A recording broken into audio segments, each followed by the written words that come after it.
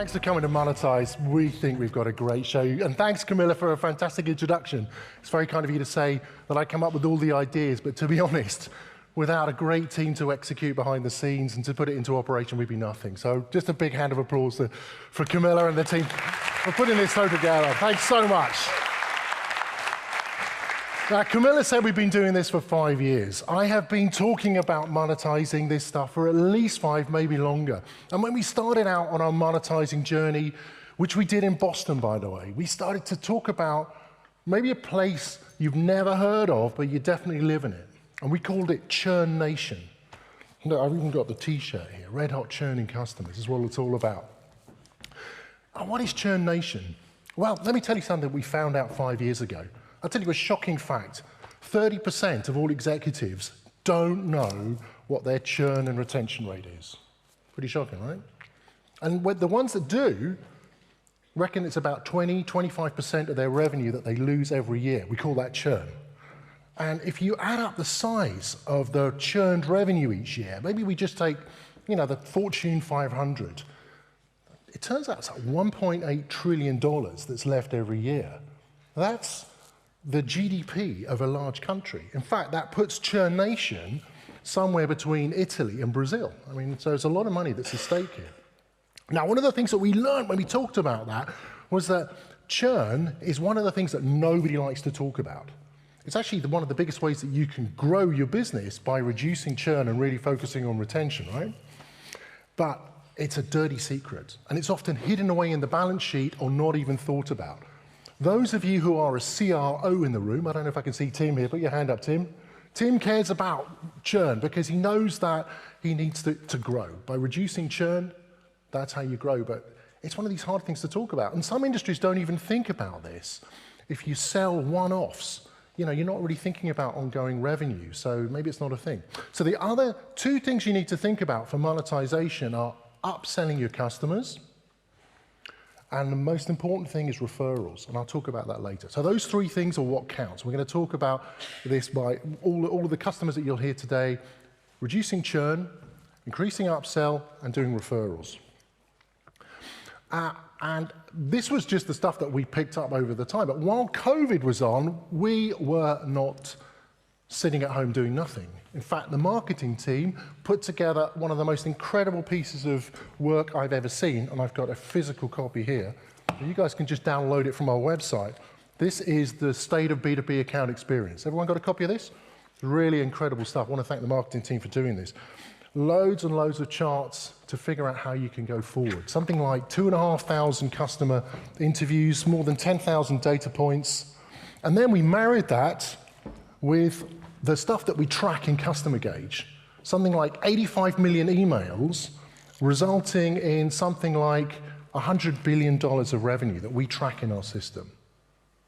So we think we have a really good handle on what makes great customer experience turn into money.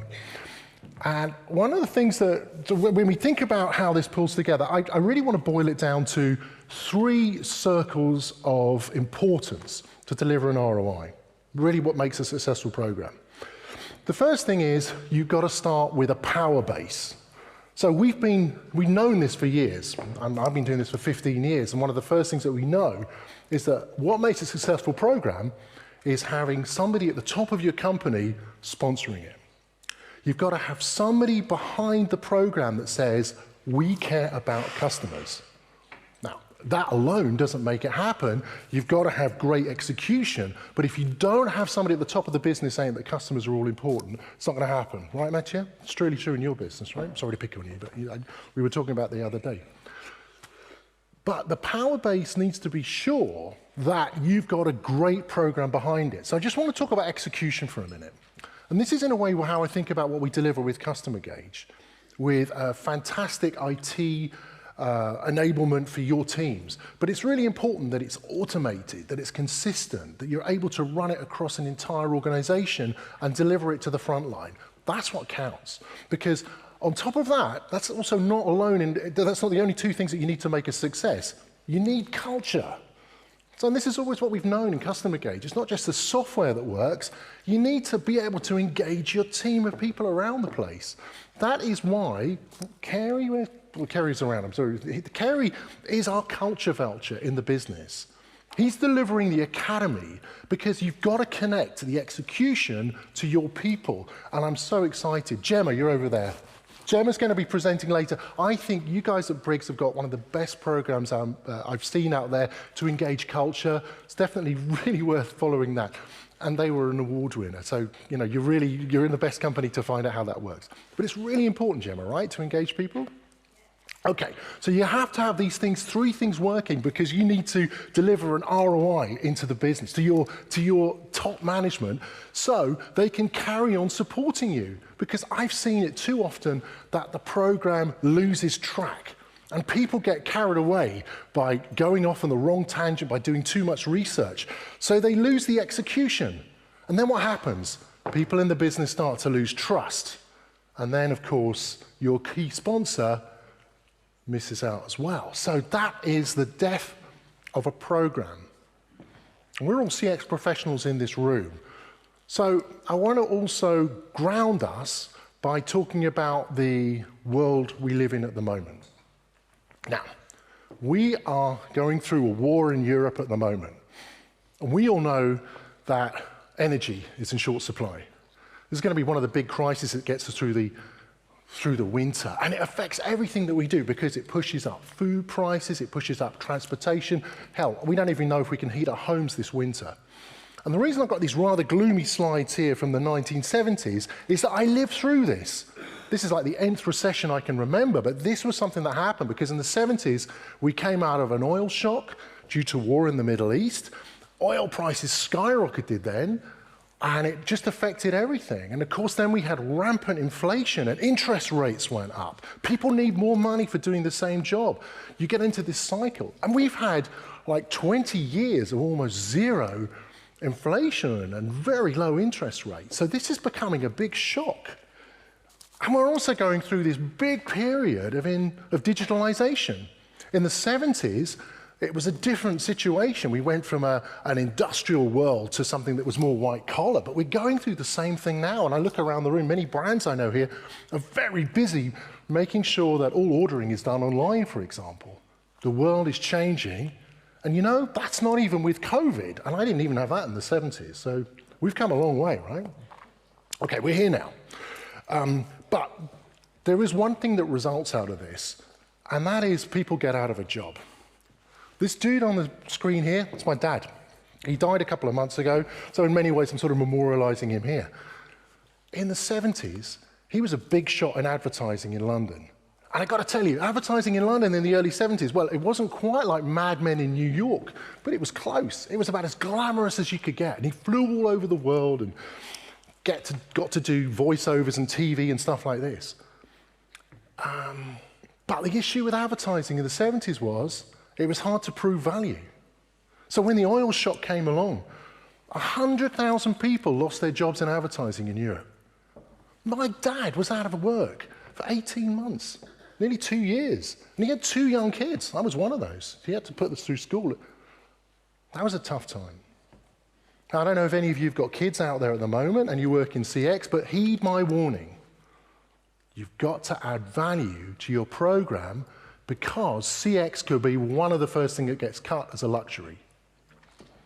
Now, there's a flip side to this, and that is that if you do CX right, you can grow your business. So think of it like a revolution.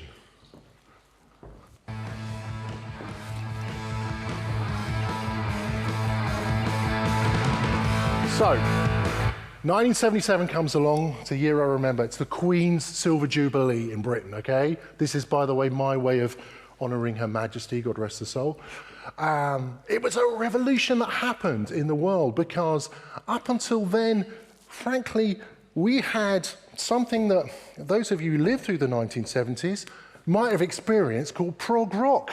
I don't know if there's any prog rock fans here, I don't really want to offend you, but I got to believe in the 70s it was like there were these people out there with 2-necked guitars. I mean, who's ever heard of that? They were doing 17-minute drum solos on songs. 15 key changes in a song. And, you know, it was just noodling about. It was basically like faffing about with music, and it was completely irrelevant to what was going on, who was in touch with the social world at the time. Now, I've got to tell you, because this relates really to my world. I do a lot of posting on LinkedIn. I don't know if anybody ever follows me on this stuff, but you know what my 3 most popular posts this year were? Was it about monetization? Was it about making sure of value? No. I got a bunch of people in the CX world arguing with me about whether zeros should go on the left-hand side of a survey or on the right, about whether unknowns, you know, people who don't respond to your survey, should be counted as detractors. Yes, they should, by the way, and also 0 goes on the left while I do it. And then other things like, you know, really arguing about how many questions to ask, and doing this, and it's like fiddling while Rome burns, guys. It's like prog rock in the 70s. It's bullshit. Because what you need to do is you need to reinvent yourself as, frankly, punk rockers, which is why I've got a picture of the world's greatest band, The Clash, because these guys transformed my world. They changed it from you know, this terrible heavy metal prog rock that was around there to something that really spoke to me, stripping it back to basics. What I call 3-chord rock. And why is 3-chord rock so great? Because it's so simple, but it's really hard to do well. And that's what I want to deliver to you today. So I heard somebody talk about playbooks. Well, I might have misheard it, because I've actually come up with what I call a playlist for success, because I want everyone to be a rock star, unlike my ambition. By the way, that's me with the floppy long hair when I was 16. When I had ambitions to have a career in music, which, you know, didn't work out so well, but hey, here I am. I'm on stage still, so without guitar. So I wanted to try and come up with a simple way to help you remember the right things to do in your business.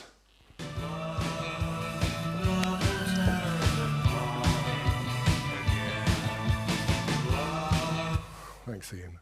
Hey, relationships, right? I'm going to start here. Anyone here in a relationship? Put your hand up. Relationships are hard, right? And if you've been married for a few years, it's really tough.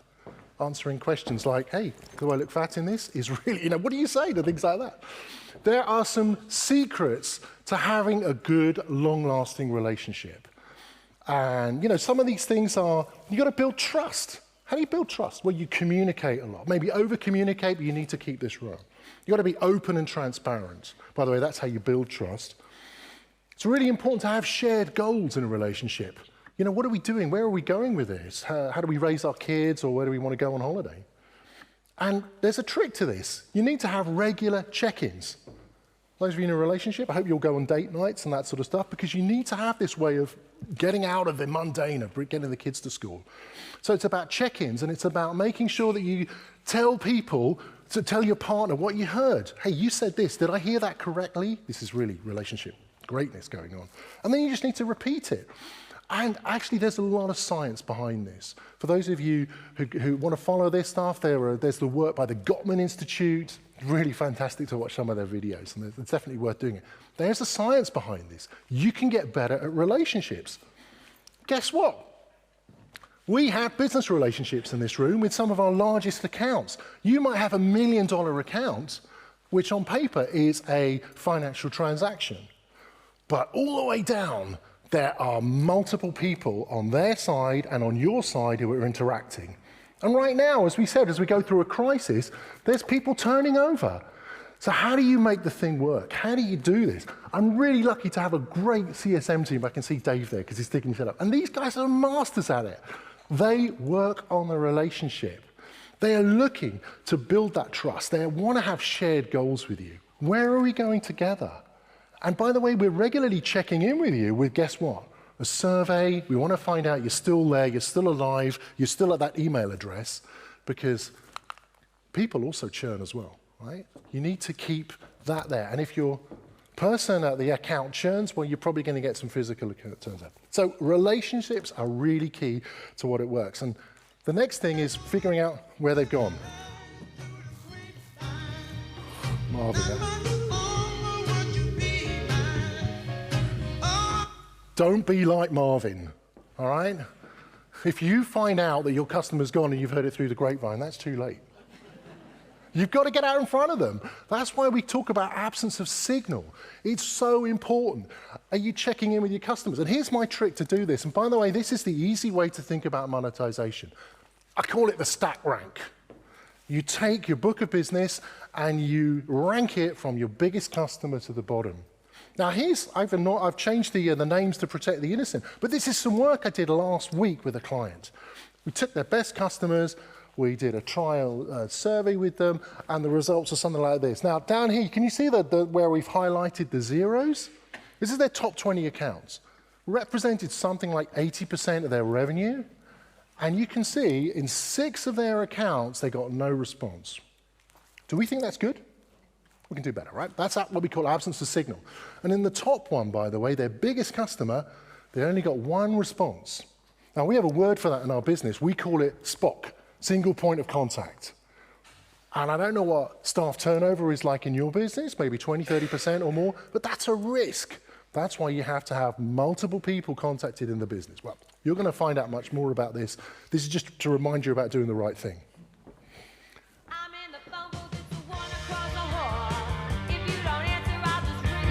Not a great band, well done, you picked it up. Don't be like Debbie. She's hanging on the telephone in the hallway, waiting for a call from her boyfriend that never comes. You've got to be on top of responses. This is one of the key ways of going forward. Now, I want to tell you some stuff. What we found in our research, by the way, it's all online in here, is that there is this jump. As you go above 11%, I don't know if it's really a magic number, but it seems to be there. If you go up to 20% responses, there is a big connection with the companies that do that with an increase in Net Promoter Score. So if you're bumping along at like 10, 11% response, your job is to activate your team, remember I said about culture, to get that working. Don't bonus people on Net Promoter, bonus them on coverage of your revenue and on responses, because this is one of the things that really works to boost Net Promoter in your business. And here's another example. By the way, it's from the work I did a week ago. What I've got here is 1, 2, 3, 4, 5, 6, 7 team members. And the height of the bars is the number of responses they got in promoters, passives, and detractors. And it was also really strongly correlated with response rate. So the people who get the highest response rate get the highest Net Promoter Score from their customers. Now, I'm not going to talk about causation here, but the link is definitely there. If you can't be really good at product or delivery or any of these driver things, just having a good and honest relationship with your customers, regular check-ins, talking to them can result in a better Net Promoter Score. It gives people a better feeling. And remember, that's all about trust and openness. Those are all the things that contribute. And the other trick we found is that just like the beats in the songs that we're doing here, repetitive contact with the customers is a good thing. You can boost your Net Promoter and ultimately retention, and that's what we were measuring here, by surveying up to 4 times a year. And if you think that's too much, don't ask me, ask your customers, because the most important thing is to do the follow-ups.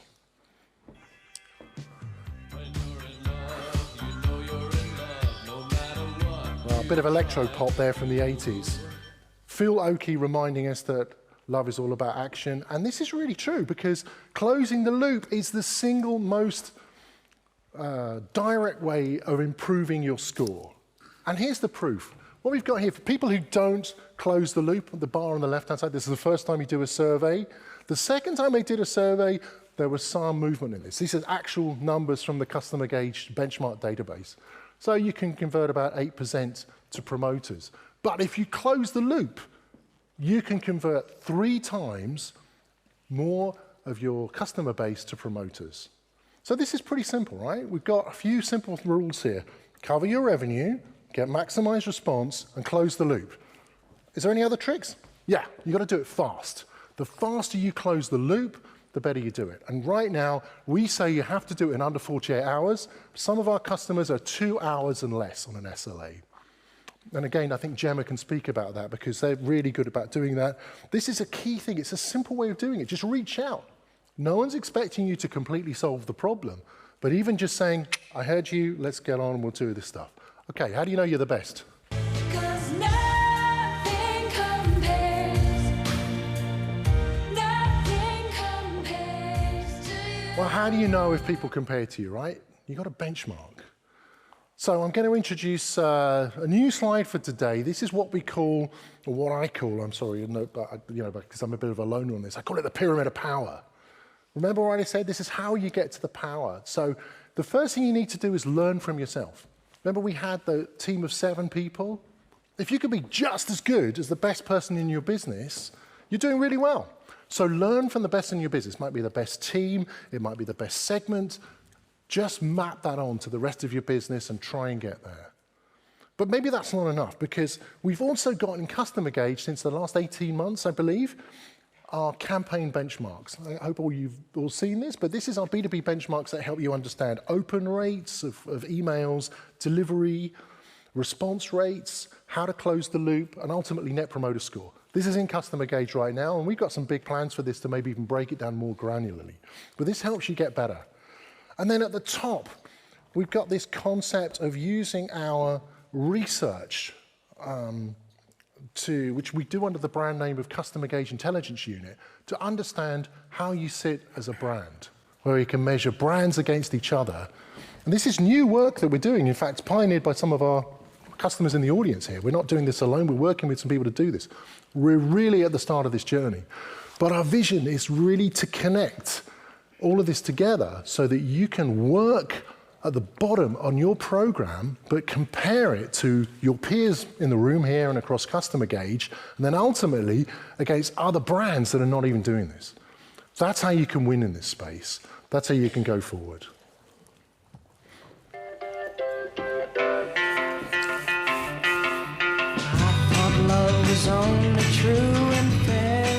Anyone a believer here? I have to say, I'm really grateful. We grow CustomerGauge. About 30% of our business comes from referrals. It's fantastic. I mean, you know, we only have a small marketing budget, but we make that go much further because a lot of our people that come to us have come here because they've been referred, or they've seen even some social media posts or that sort of stuff. People like to talk about this stuff. By the way, I'm hoping that you spread the word. We want this to be really open source today. So there's no secrets here, at least from our presentation, you can spread the word. But the other thing that we found, and this really gets us to the crux of the matter, is to grow. Remember the 3 things I said? Reduce churn, upsells, and referrals. This is one of the things that businesses typically do badly, if at all. Half the companies out there have no formal program to manage referrals. And only 10% of the companies that we spoke to have anything like what they think of as a good program. And this, I've got to tell you, is so easy. If you're doing a good job on Net Promoter and you're covering all of your revenue and you're creating promoters and passives or whatever as you go through the year, you have a ready-made army of people who you can activate to talk about this. Think about it. You're even asking them the question, how would you feel about recommending us to a friend or a colleague? You can call them out on that. Thanks for saying you would recommend us. We'd love you to help. Here's how to do it. It's so easy. And the best thing about this is something you can deliver back into your business, you know, when you go back home. Because this is something you can just take and activate as many promoters as possible. And you're going to learn about the future of that, because this is the book that really electrified us this year. It's called Winning on Purpose. I'm so proud to welcome tomorrow my friend and, in some sense, mentor, Fred Reichheld, onto the stage to talk about this stuff, because I believe earned growth can transform your business. If you're struggling to connect the value in your business with your program, I think earned growth is where you do it, because this gets rid of all of the arguments about should we use NPS or not. Earned growth is the way to go. It's about measuring how much of your business comes from referrals. And you only get referrals if you're good at all the underlying stuff, right? So it's a proof of concept, really. Okay. I think I'm stuck on the slide. Oh, here we go. Okay, so you said, Carey, you said we got some playbooks. I misheard that. I call it playlists, okay? So I want you to take away some of the success factors that we had in summary, right? You've got the 3 circles that you need to deliver on the ROI. You've got to have the power in place to make it work in your business. You have to have fantastic execution of a program. And then that feeds into the culture of your business. You've got to electrify the people to become customer focused. And then that feeds back into your senior management with the ROI that you deliver and you measure in your program. And to do this, you need to work on the relationships of your customers. You need to target responses as something to grow. You need to work on the actions to do that closed loop stuff. You can benchmark yourself against the others, and then you get the referrals to top it all off. So we've got a playlist for success. I don't know if you're into music in your business. We really are. I don't know, CustomerGauge, we're all musicians in some ways. It felt really appropriate for us to think about music as a theme for this event, monetizing it, but in a way to connect it to simple 3-chord rock and roll. So we've got, I believe, an open playlist on Spotify that you can contribute to or download. It's meant to give you this mnemonic, because for me, the most important thing I want you to do is to go home as a rock star and frankly as a hero. Thank you so much.